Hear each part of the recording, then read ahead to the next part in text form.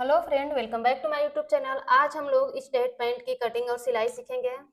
तो ये कॉटन का कपड़ा हम लिए हैं 2 मीटर, इससे अपना स्ट्रेट पैंट बनाएंगे। बहुत ही आसान तरीका बताए हैं, सिर्फ 5 मिनट के अंदर आप इसकी कटिंग और सिलाई कर सकते हैं। बिल्कुल सिंपल तरीका और आसान तरीका हम बताए हैं आपको इस वीडियो में। तो आप लोग वीडियो में बने रहे, वीडियो को बिल्कुल भी स्किप ना करें। इस प्लाजो को हम किस नाप से बनाएंगे वो देख लेते हैं। तो ये हमारा स्ट्रेट पैंट का जो लूज प्लाजो होता है उसका नाप है।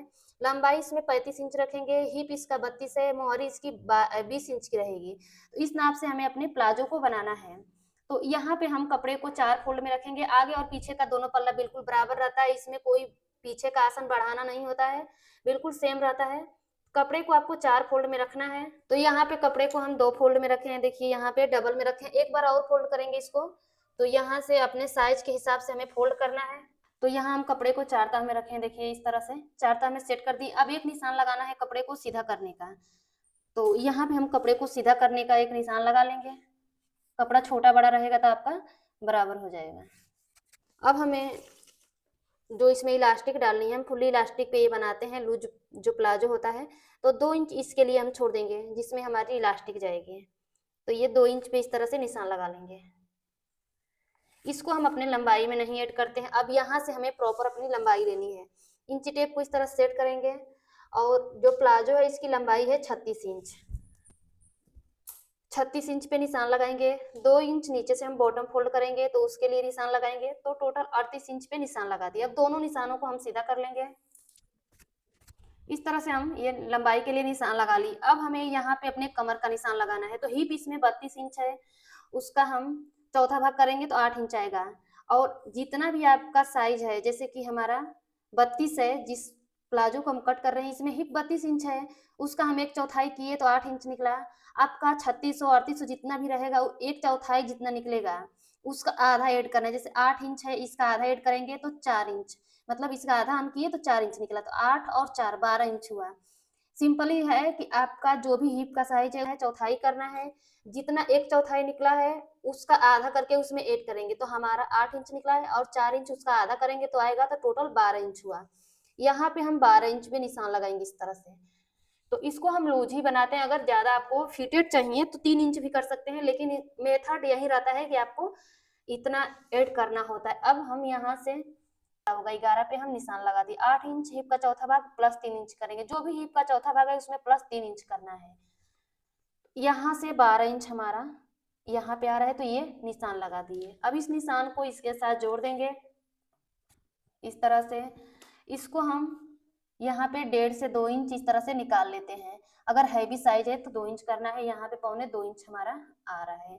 तो इस तरह से ये निशान लगा दिए हैं, लंबाई का भी निशान लगा दी। अब हमें बॉटम का निशान लगाना है। तो इसमें 20 इंच जो इसकी मोहरी है वो है, तो 20 का आधा 10 हुआ।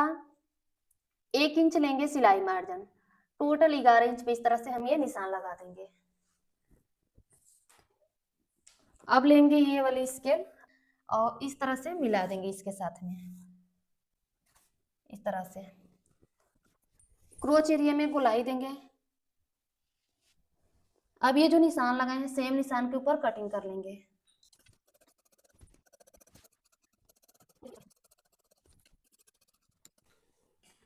तो इस तरह से हम अपने प्लाजो की कटिंग कर लिए हैं। बहुत आसान तरीका है इसकी कटिंग करना और सिलाई करना। अब हम अपने प्लाजो में सिलाई करेंगे तो दोनों साइड का आसन हमें ज्वाइंट करना है। एक दूसरे के ऊपर आगे और पीछे का पल्ला रखे हैं, 1/2 इंच मार्जिन लेंगे और दोनों साइड का आसन ज्वाइंट कर लेंगे।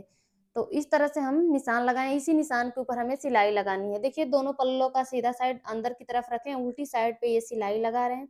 आधा इंच मार्जिन लेते हुए क्रोच एरिया में हमें सिलाई लगानी है, तो क्रोच एरिया में डबल सिलाई लगाएंगे।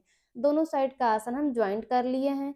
अब इसको इस तरह से खोल करके सीधा करेंगे, दोनों पैर को अलग अलग करेंगे। अब हमें कमर में इलास्टिक लगानी है। तो जो भी आपकी कमर की साइज है उससे 4 इंच कम करके आपको इलास्टिक लेना है। इलास्टिक को एक दूसरे के ऊपर रख करके ओवरलैप कर लिए हैं, 3 से 4 बार सिलाई लगा ली है। अब इसको अपने प्लाजो में हमें लगाना है। तो जो निशान लगाए उसी के ऊपर रखे हैं और इसमें आधा इंच कपड़ा अंदर साइड फोल्ड करेंगे। जो हमारी इलास्टिक की साइज है, जैसे 1 इंच की हमारी इलास्टिक है तो 1 इंच 1 पॉइंट हम कपड़ा फोल्ड कर रहे हैं।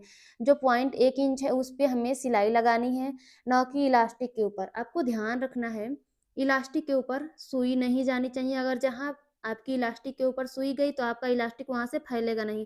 तो इलास्टिक को हम कमर से 4 इंच कम करके लेते हैं और जब हम प्लाजो की कटिंग किए हैं तो कमर का चौथा भाग उसमें 4 इंच ऐड किए हैं। तो सोचिए कपड़ा कितना ज़्यादा हो रहा है, इलास्टिक कम है, तो इसको खींच-खींच करके हमें पूरी कमर में अटैच करना होता है। इलास्टिक फैलती है तो देखिए इस तरह से हम यहाँ पे इलास्टिक को अटैच कर लिए हैं। उसके सेंटर में एक हम सिलाई लगा दिए हैं बड़े टाके की। अब बॉटम पे हम सिलाई लगाएंगे तो बॉटम को इस तरह से फोल्ड करेंगे। नीचे से जितना आप मार्जिन लिए हैं 2 इंच 2.5 इंच उतना फोल्ड करेंगे। तो हम यहाँ पे 2 इंच का मार्जिन लिए हैं, 2 इंच फोल्ड कर रहे हैं। 2 इंच फोल्ड करते हुए किनारे पे एक सिलाई लगाएंगे। तो इस तरह से हमें अपने बॉटम में सिलाई लगानी है।